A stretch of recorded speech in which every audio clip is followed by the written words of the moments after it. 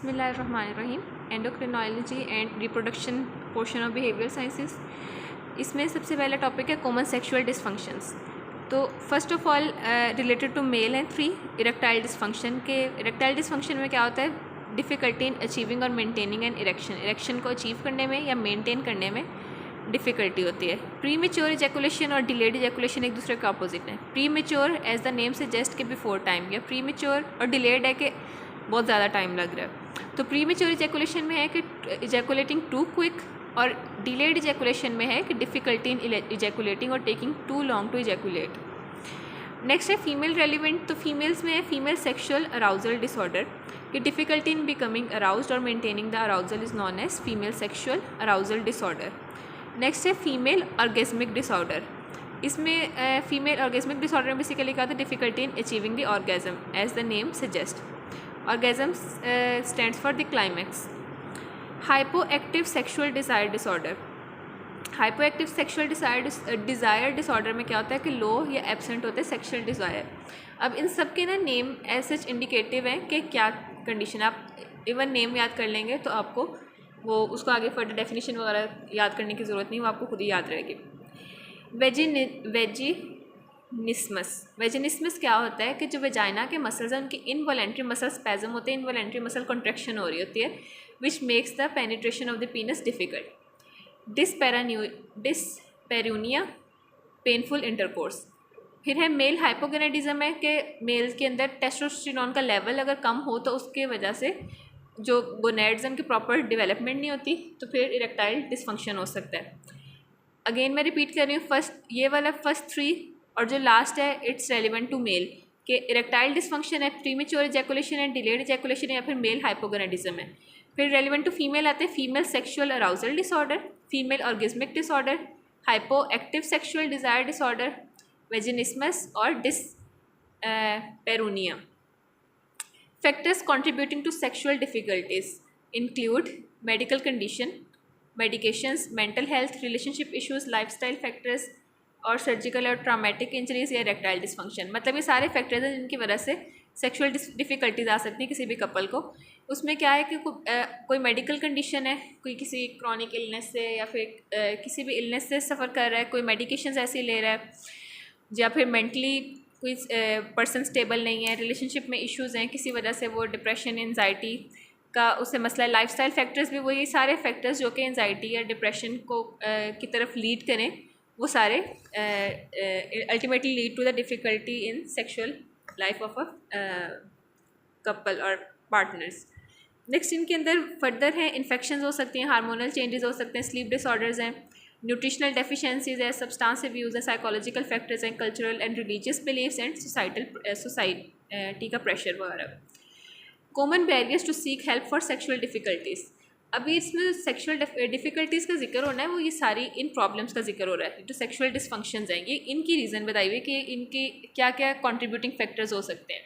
अब इनको आपने कैसे करना है, ट्रीट करना है। जब आपके पास कोई पेशेंट आएगा फॉर सीकिंग हेल्प, तो सबसे पहले ना उसको डिफ़िकल्टी ये होती है, जो पर्सन आता है आपके पास, डॉक्टर के पास क्यों नहीं चेक कराना था, कि वो स्टिग्मा या शेम फील करते हैं कि ये एक शेमफुल चीज़ है, नहीं जाना चाहिए, या उसको ये फियर होता है कि उससे कोई जज करेगा, या लैक ऑफ नॉलेज है, कल्चरल या रिलीजियस बिलीव्स है कि कोई अपने आप को किसी के सामने ऐसे वो लाइक इंटीमेसी इश्यूज़ हैं कि वो अनड्रेस नहीं करना चाहेगा, फियर और डिनाइल है, फियर ऑफ ट्रीटमेंट कॉस्ट है, एक्सेसिबिलिटी इश्यूज़ हैं, लैंग्वेज बैरियर्स आ सकते हैं, या पास्ट ट्रामेटिक एक्सपीरियंस है, वो किसी डॉक्टर के पास गया था, उसके पास एक अच्छा एक्सपीरियंस नहीं रहा, या फियर ऑफ मेडिकेशन और ट्रीटमेंट है, या रिलेशनशिप डायनामिक्स।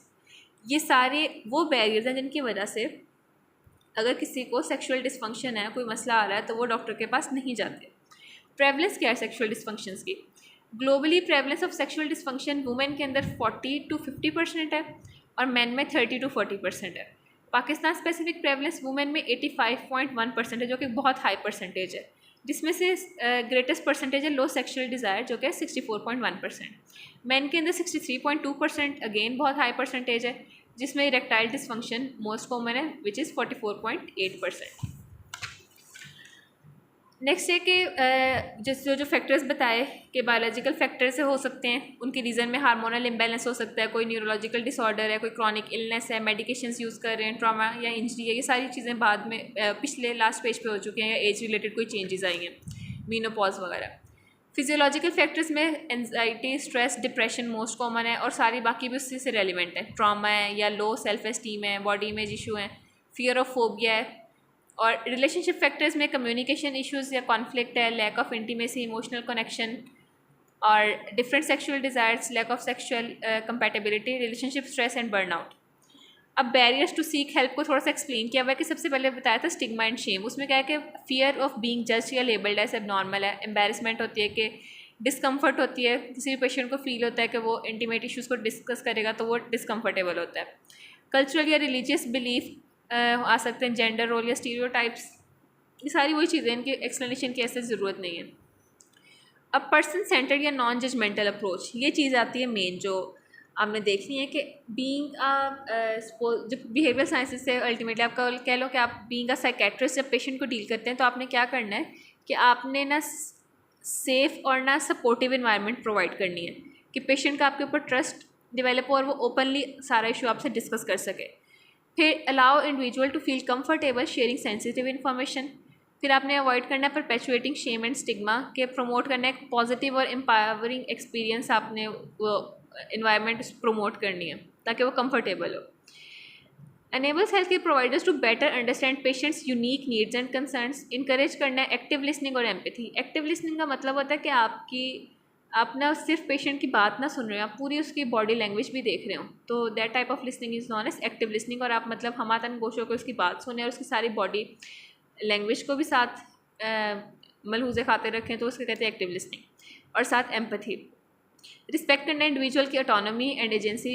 ऑटोनॉमी का मतलब है कि आपने पेशेंट की काइंड ऑफ उसकी प्राइवेसी का भी ख्याल रखना है, और ना पेशेंट ना ऑटोनोमस होता है अपने डिसीजन में, कि अपना डिसीजन वो खुद मुख्तार होता है उस चीज़ में, तो आपने उसकी ना ऑटोनॉमी की रिस्पेक्ट करनी है। रिकॉग्नाइज करना है कम्प्लेक्सिटी ऑफ सेक्शुअल हेल्थ को, चैलेंज करना है अपने हार्मफुल सोसाइटल नॉर्म्स को और स्टीरियोटाइप्स को प्रमोट करना है।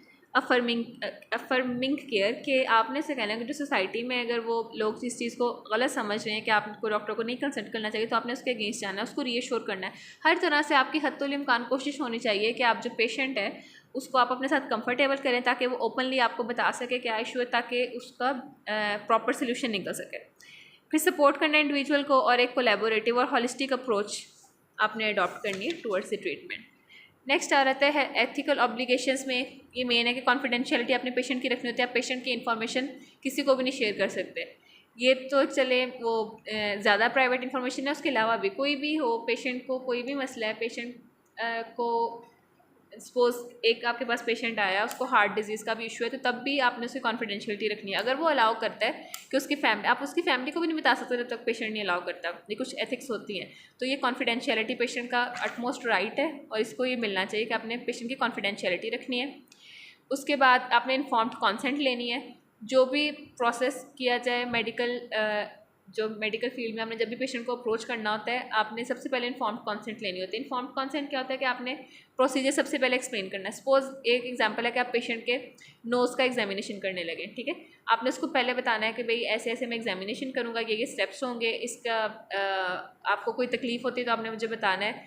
या फिर अगर सपोज कोई सर्जरी परफॉर्म करने लगे, हर्निया की सर्जरी है, तो आपने उसको बताना है पहले कि जी ऐसे सर्जरी होगी, इसके ये पॉजिटिव पॉइंट्स होंगे, ये नेगेटिव हो सकते हैं, डिसएडवांटेजेस ये हो सकते हैं, रिस्क ये हो सकते हैं। आपने A to Z सारा लेआउट उसके सामने रखना है, उसको बताना है, और फिर उससे कंसेंट लेके कोई काम करना होता है। तो जैसे बाकी सारे केसेस में ज़रूरी है, इसी तरह इन्फॉर्म्ड कंसेंट लेनी है आपने। फिर वॉलंटरी डिसीजन मेकिंग का हमेशा जो है ना राइट वो पेशेंट को देना है। और कम्प्रीहेंसिव इन्फॉर्मेशन, उसको पेशेंट को ना अपनी क्लियर अंडरस्टैंडिंग देनी है किसी भी सिचुएशन की, कि ये उसको इन्फॉर्मेशन प्रोवाइड करनी है, पहले उसकी बात सुननी है कि उसको क्या पता है, फिर आपने अपना बताना है उससे रेलिवेंट जो एक्स्ट्रा इन्फॉर्मेशन, या उसके पास कोई उसको मिस इन्फॉर्मेशन थी रेलिवेंट टू स्पेसिफिक कंडीशन, तो आपने उसको करेक्ट करना है। फिर कैपेसिटी असेसमेंट, कि डिसीजन मेकिंग कैपेसिटी पेशेंट में है या नहीं। चाहे आपने ये एश्योर करना होता है कि अगर पेशेंट सपोज के कोई ऐसा पेशेंट है कि जो कैपेबल नहीं है, बहुत यंग बच्चा है, वो डिसीजन मेक नहीं कर सकता, कोई मेंटली अनस्टेबल है तो वो डिसीजन मेकिंग कैपेसिटी नहीं होती। जिस पेशेंट के पास डिसीजन मेकिंग कैपेसिटी हो आपने डिसीजन उस पर छोड़ना होता है, नहीं तो उसके जो साथ अटेंडेंट्स होते हैं वो डिसीजन मेकिंग में आएंगे। डॉक्यूमेंटेशन करनी है, इन्फॉर्म्ड कंसेंट वैसे डॉक्यूमेंटेड होती है। उसके बाद reevaluation, in cases where treatment involves ongoing और significant risk health care professionals should periodically reassess the informed consent. आपने कोई ऐसा प्रोसीजर हो जिसके अंदर ना आप कह लें कि बहुत ज़्यादा रिस्क हो, तो आपने ऑन एंड ऑफ ना इन्फॉर्म्ड कंसेंट आपने ले भी लिए, तो फिर भी आपने वो पेशेंट से ना रीअश्योर करते रहना कि हाँ वो वाकई चाहता है कि उसकी ये सर्जरी हो या उसको ये ट्रीटमेंट प्रोवाइड की जाए। So that was all about the reproductive portion of behaviour sciences. कोई इसमें कन्फ्यूजन हो तो आप पूछ सकते हैं।